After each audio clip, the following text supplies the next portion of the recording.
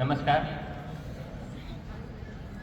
आदरणीय जिला शिक्षणाधिकारी महोदय, प्रधानाचार्य एवं शिक्षकगण च प्रिय छात्र, संस्कृत सप्ताहस्य द्वितीय दिवसे अहं भवत्याः एक संस्कृत श्लोकं तस्य च अर्थं व्याख्यामि।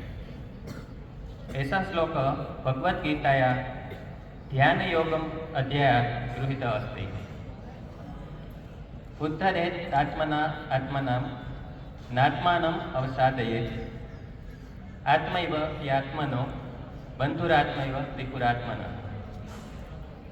આ શ્લોકનો અર્થ એવો થાય છે કે પોતાના દ્વારા આપણે પોતાનો ઉદ્ધાર કરવો જોઈએ। આપણી સામે આવી પડેલી કોઈ પણ પરિસ્થિતિ માટે જવાબદાર આપણે હોઈએ છીએ। કે સારી પરિસ્થિતિ હોય, આપણો ઉદ્ધાર કરવાની વાત હોય તો પણ આપણે જ કરી શકીએ, અને કોઈ ખરાબ બાબત આપણી સાથે જોડાતી હોય તો એ પણ આપણા જ કારણે હોય છે। બાહ્ય પરિબળો બહુ વધારે એમાં જવાબદાર હોતા નથી।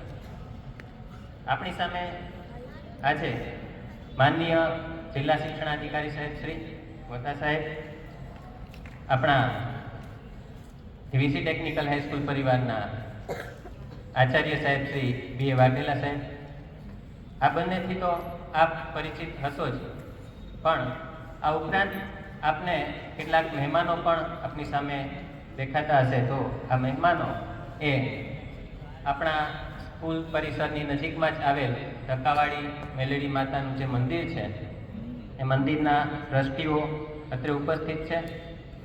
સૌપ્રથમ અહીં ઉપસ્થિત થયેલા મહેમાનોનું તાળીઓ દ્વારા આપણે સ્વાગત કરીએ।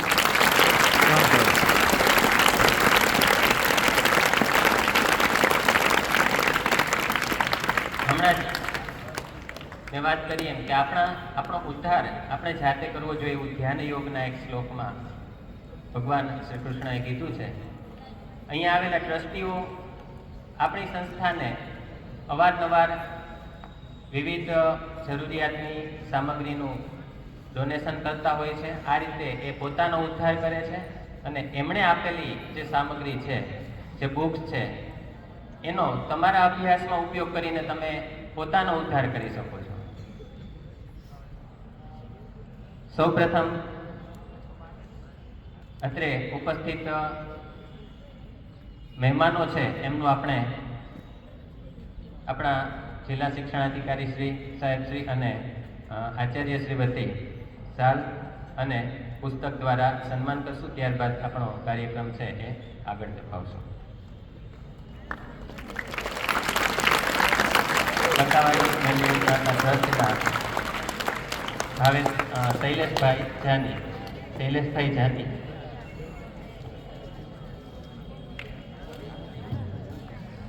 વિનુભાઈ ડાંગર ટ્રસ્ટના ઉપપ્રમુખ શ્રી છે, એમનું શાલ અને પુસ્તક દ્વારા સ્વાગત કરવા માટે વિનંતી કરીશ આપણા જિલ્લા શિક્ષણાધિકારી સાહેબ શ્રી તેમજ આચાર્ય સાહેબ।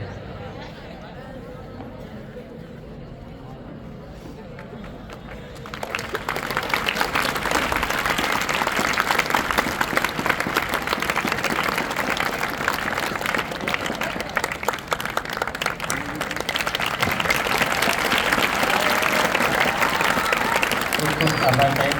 ત્યારબાદ ટ્રસ્ટના શૈલેષભાઈ જાની એમનું શાલ અને પુસ્તક દ્વારા સ્વાગત કરશે માનનીય જિલ્લા શિક્ષણાધિકારી સાહેબ।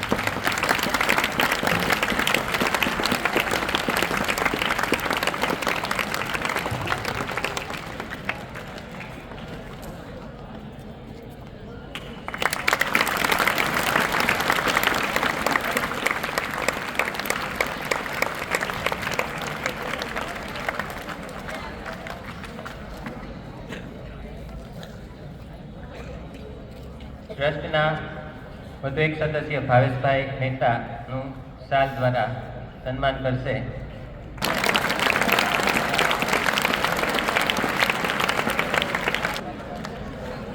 મહેમાનોમાં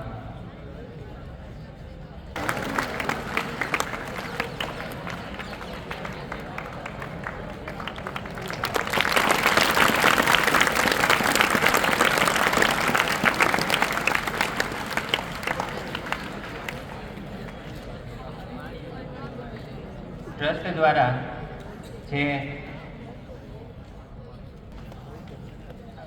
ટકાવારી મેળવી માત કી પરમ આદરણીય નેતા સાહેબ, આચાર્ય શ્રી, તમામ શિક્ષકગણ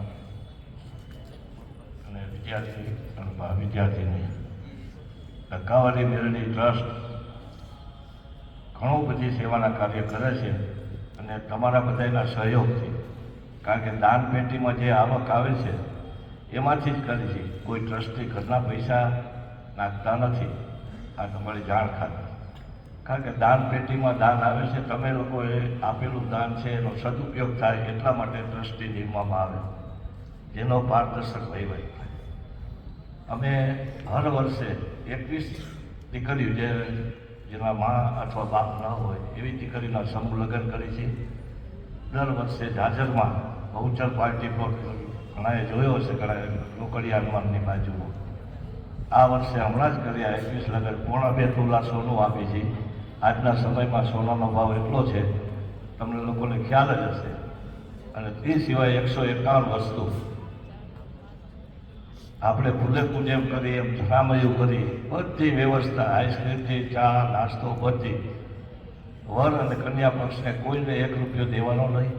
એનું મેરેજ સર્ટિફિકેટ પણ અમારે કઢાવી આપવું, એ પણ જવાબદારી અમારી રહે છે. એક એ પ્રવૃત્તિ કરી છે.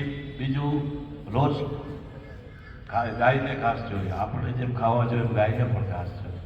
તો ગાયને રોજ ઘાસ નાખવામાં આવે. પાંજરાપોળમાં જ્યાં જ્યાં ગાય ભૂખી હોય ત્યાં ટ્રેક્ટર પર કાપલે નાખવામાં આવે છે. રોજનું 100 મણ ઘાસ નાખવામાં આવે છે, એ આ ટ્રસ્ટના પૈસામાં. એ સિવાય